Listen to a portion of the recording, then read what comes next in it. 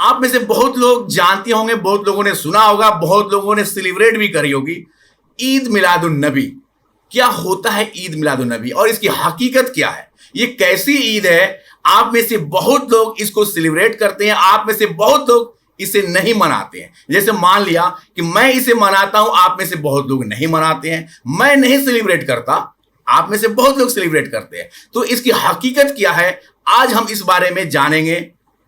عالم دین مولانا مناظر حسین ندوی اس کی حقیقت وہ بیان کریں کہ یہ ہوتا کیا ہے۔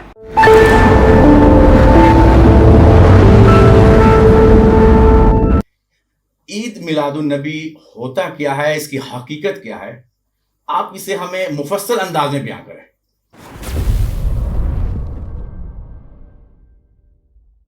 ماشاء اللہ، آپ نے ہم سے بہت اچھا سوال کیا۔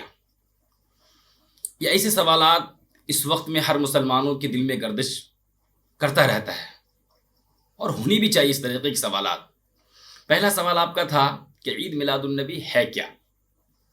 میں آپ کو یہ بتا دیتا ہوں کہ آج خصوصاً ایشیا کے اندر، ایشیا میں بھی ہندوستان، پاکستان، بنگلہ دیش، اس طریقے کی 3-4 ملک کے اندر اس کو زیادہ ہی کچھ اچھے انداز میں اس کو منایا جاتا ہے۔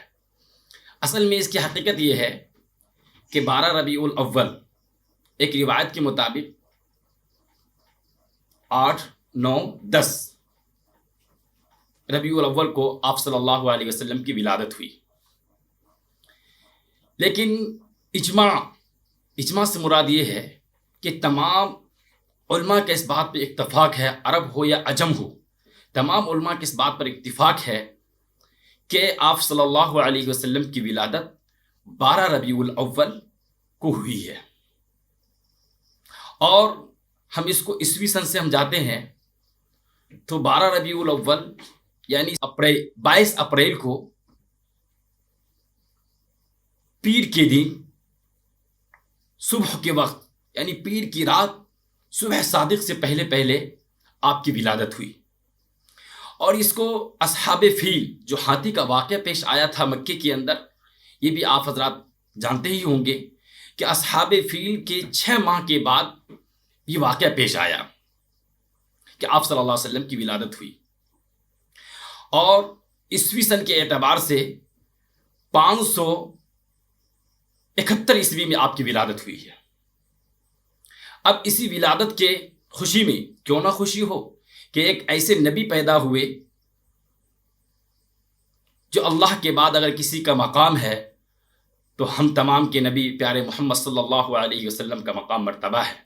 زمین آسمان تمام چیزوں کو انہی کے صدقے میں پیدا کی گئی ہے، اور جس نبی کے امتی ہونے کے لیے ہر نبی نے دعائیں کی تھی، تو ایسے نبی کی ولادت میں تمام مسلمان تو میں نہیں کہہ سکتا ہوں، لیکن کچھ ایسے مسلمان ہیں، کچھ ایسے فرقے ہیں جو اس دنوں کو بہت زیادہ خوشیاں مناتے ہیں، اور خوشی منانی بھی چاہیے، ہم بھی خوشی مناتے ہیں۔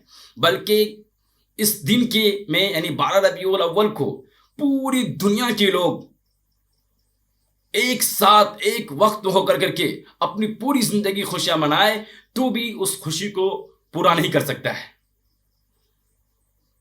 اتنی زیادہ خوشیاں ہیں۔ لیکن اب ہمیں یہ دیکھنا ہے کہ آپ صلی اللہ علیہ وسلم کی ولادت ہوئی، ہمیں بھی خوشی ہے، آپ کو بھی خوشی ہے، اور ہونی بھی چاہیے سبوں کو خوشی۔ سب سے پہلے ہمیں یہ دیکھنا ہے کہ آپ صلی اللہ علیہ وسلم کی جو ولادت ہوئی، تو آپ صلی اللہ علیہ وسلم سے سب سے زیادہ کوئی محبت کرنے والا ہے، سب سے زیادہ کسی کو خوشی ہوئی ہے تو صحابہ کرام کو ہوئی ہے۔ تو صحابہ کرام نے اس خوشی کو کیسے منایا؟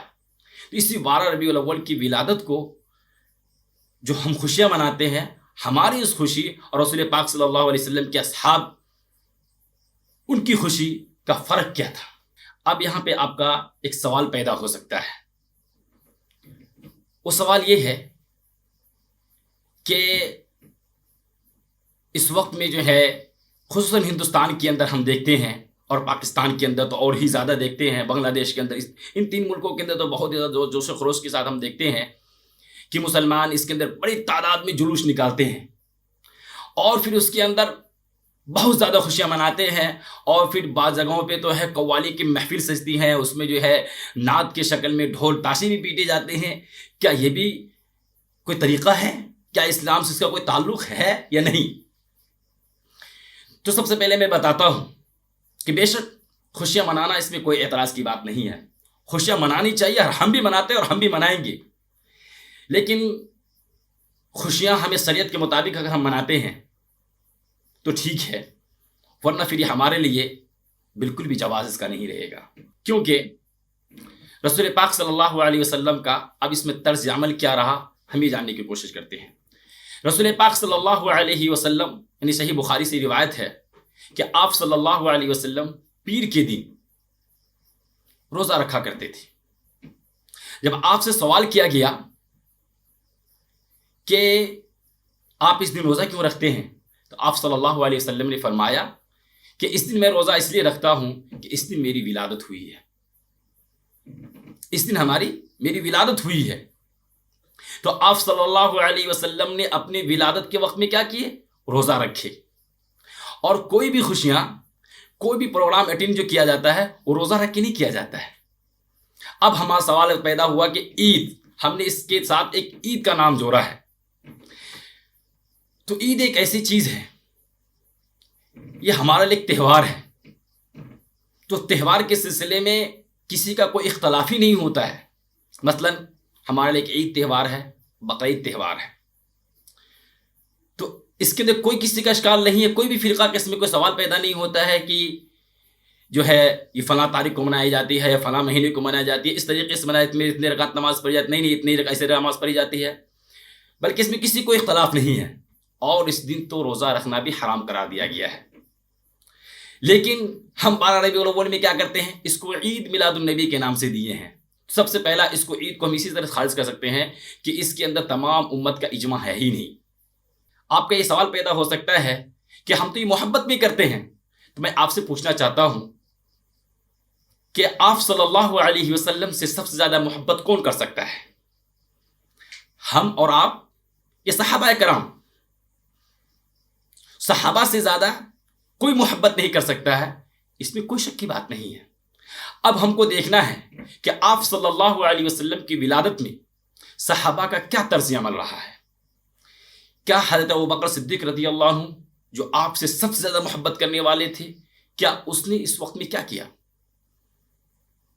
کیا اس نے کبھی اس میں جلوس نکالے، قوالی کی محفلیں سجائے، ڈھول تاشے بلائے؟ نہیں۔ پھر ہم خلیفہ ثانی حضرت عمر کی طرف آتے ہیں، پھر حضرت عثمان غنی کی طرف آتے ہیں، اس طریقے سے ہم صحابہ کی پوری زندگی کو کھنگالتے ہیں، تو آپ کو صحابہ کی پوری زندگی میں کہیں بھی نہیں ملے گی کہ اس کے اندر جو ہے جلوس نکالے ہوں گے یا پھر اس کے اندر جو ہے قوالی کی محفلیں سجائے ہوں گے۔ اگر اس کے اندر یہ چیزیں بہتر ہوتی اور یہ محبت کی علامت ہوتی تو سب سے پہلے اس چیز کو صحابہ کرام کرتے، لیکن صحابہ کرام نے اس طریقے کے طرز عمل بالکل بھی نہیں اپنایا۔ پھر اس کے بعد تابعین کا دور آیا، تب تابعین کا دور آیا، کہیں سے بھی ہمیں یہ روایت نہیں ملتی ہے کہ تابعین ہو یا صحابہ ہو یا تب تابعین ہو، کسی نے بھی جو ہے اس عید میلاد النبی کے سلسلے پہ یا آپ صلی اللہ علیہ وسلم کی ولادت کی خوشی میں جو ہے 12 ربیع الاول کے موقع پر جلوس نکالے ہوں، یا پھر اس دن جو ہے ایک خاص قسم کے پروگرام کا انعقاد کرتے ہوں، یا پھر اس دن جو ہے ڈھول تاشے کی شکل میں قوالیوں کا نظام بنایا گیا ہو۔ تو ظاہر سی بات ہے، جب ہمارا کوئی بھی قول و فعل نہ قرآن حدیث سے ٹکرائے اور نہ صحابہ کے طرز عمل سے ٹکرائے، نہ تابعین کے طرز عمل سے ٹکرائے، کسی نے بھی نہ کیا ہو، پھر ہم اس چیز کو کرنے لگ جائے، گویا کہ ہم نے دین میں ایک نئی چیز کو ایجاد کیا ہے۔ دین میں ہم نے ایک نئی چیز کو ایجاد کیا ہے، تو دین میں نئی چیز کا ایجاد کرنا ہم اور آپ سب جانتے ہیں کہ بدعت ہے، کل بدعت ضلالہ، اور بدعت، ہر بدعت جو ہے گمراہی ہے۔ ایک سوال اس میں سے یہ نکلتا ہے، تو پھر ہم کریں کیا؟ بے شک ماشاء اللہ آپ کا یہ بھی سوال بہت اچھا ہے کہ اب ہمیں اس میں کرنا کیا ہے۔ میں نے اپنی جو مفصل باتیں بیان کی ہے اس کے اندر میں نے یہ بھی بتا دیا ہے، لیکن پھر بھی میں ایک الگ سے اس کو بیان کر دیتا ہوں۔ بس ہم ایک مسلمان ہیں، ہمارا آئیڈیل ہمارا کوئی ہے تو پیارے حبیب محمد صلی اللہ علیہ وسلم ہے.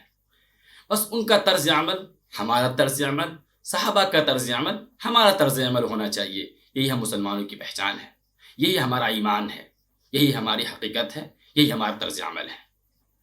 آپ صلی اللہ علیہ وسلم اس دن روزہ رکھا کرتے تھے، تو ہم بھی اس دن نفلی روزے رکھیں گے اور پھر بہت زیادہ اس دن دلوں میں خوشی پیدا رکھیں گے کہ ماشاءاللہ اس دن جو ہے ہمارے پیارے حبیب محمد صلی اللہ علیہ وسلم کی ولادت ہوئی ہے، ایسے نبی